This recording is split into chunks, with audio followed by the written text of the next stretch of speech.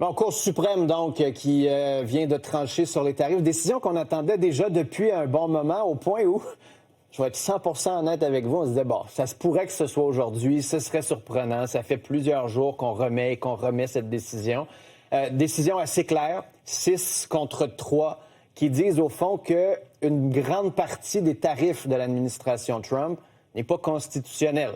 Pourquoi? En disant, on ne peut pas invoquer le Emergency Act, donc la loi sur les urgences nationales, pour imposer des tarifs à la grandeur de la planète.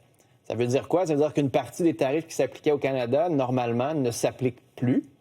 Mais, et ça c'est important, quand on parle d'acier, d'aluminium, de cuivre, d'auto, c'était sous une autre loi, et ça, normalement, ça reste en place. Vous voyez, les marchés aux États-Unis sont incertains.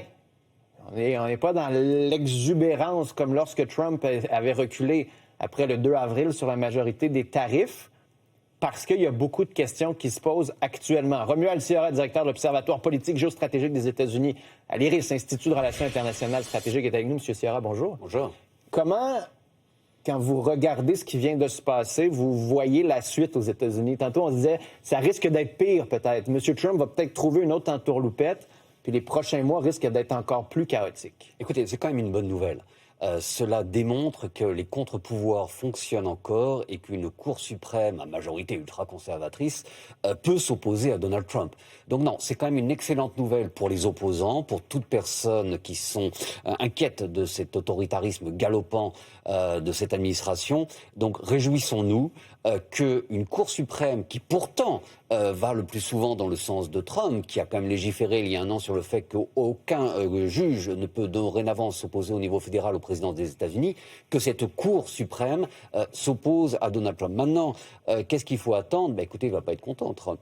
Ouais. Il est même probablement très furieux. Tantôt, il était avec les gouverneurs. Là, on a reçu des nouvelles de CNN qui disaient c'est une honte. M. Trump dit c'est une honte, mais de toute façon, j'ai préparé autre chose. Écoutez, voilà, il a préparé autre chose. Maintenant, le plus intéressant va être d'étudier, certes, sa réponse formelle, qu'est-ce qu'il a préparé, il a plus d'un tour dans son sac, mais également son comportement vis-à-vis de la Cour suprême.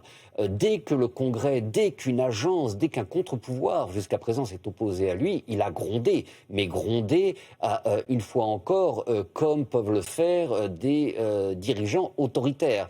Donc, va-t-il avoir une réaction virile au sens étymologique avec la Cour suprême? Ça reste à voir. Ou diplomatique. Peut-être qu'il pourrait décider que... Mais il pourrait pas. C'est pas dans sa nature de dire « j'accepte la décision ». Il pourrait, mais s'il le fait, c'est qu'il prépare un mauvais coup, croyez-moi. Ah ouais? Oui. Est-ce qu'il pourrait passer par le Congrès? Parce qu'on a vu le Congrès, nous, on le suit beaucoup parce que ça nous touche énormément au Canada, mais on a vu le Congrès quand même voter une fois en faveur de la fin des tarifs canadiens. Peut-être que le Congrès pourrait dire, regardez, si vous enlevez les tarifs canadiens, vous l'en imposez en Chine, vous l'en imposez sur certains marchés émergents qui nous menacent, on pourrait être d'accord avec ça. C'est peut-être ce qu'il va tenter de faire, mais n'oublions pas que nous sommes à quelques mois des primaires et que sa majorité est quand même très très très faible. Ouais. Donc pas sûr que ça passe au Congrès. Mais oui, vous avez raison, ça serait la solution. Non, je pense que pour l'instant, il va élever la voix, il va dire tout le mal qu'il pense de la Cour suprême, des institutions, tout ce que vous voulez, que l'on vole aux Américains l'argent qu'il aurait dû. Rappelez-vous qu'il nous avait promis à tous un chèque de 400 ou 1000 $ en fonction de nos revenus. Ouais. Quand je dis nous, l'avez-vous reçu? Non, parce que justement, il y a la méchante Cour suprême qui risquait de s'opposer à lui. Donc voilà, donc c'est de l'argent de poche que nous n'aurons pas. Et donc ça va également jouer en sa faveur. Donc aujourd'hui, va-t-il s'asseoir? Oui, il se pourrait qu'il passe à autre chose, mais qu'il fasse porter le fardeau des problèmes financiers des Américains aux institutions américaines. Dans tous les cas de figure, il ne laissera pas ça derrière lui. Peut-être qu'il va s'asseoir pendant un moment, mais je suis certain qu'il nous sortira un nouveau tour de son sac. Puis comment en Europe on va réagir à ça? Est-ce que c'est bonne nouvelle? On continue? Parce que l'Union européenne avait augmenté ses exportations vers les États-Unis malgré les tarifs. Est-ce que c'est une bonne nouvelle pour les autres pays, pour les alliés?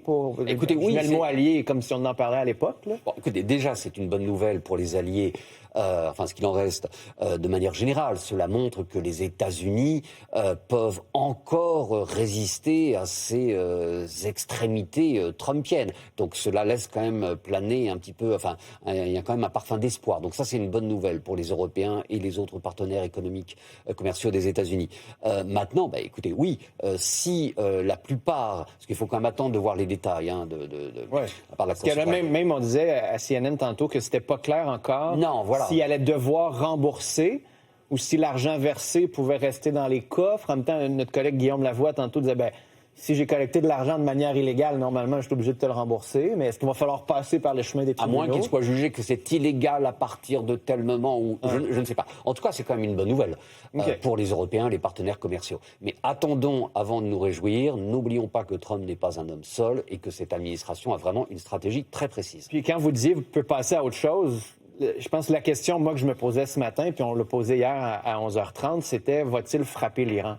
Parce que ultimement, il y a l'Armada qui est placée, une force aérienne incroyable qu'on n'a pas vue depuis 2003 avec l'invasion en Irak au Moyen-Orient.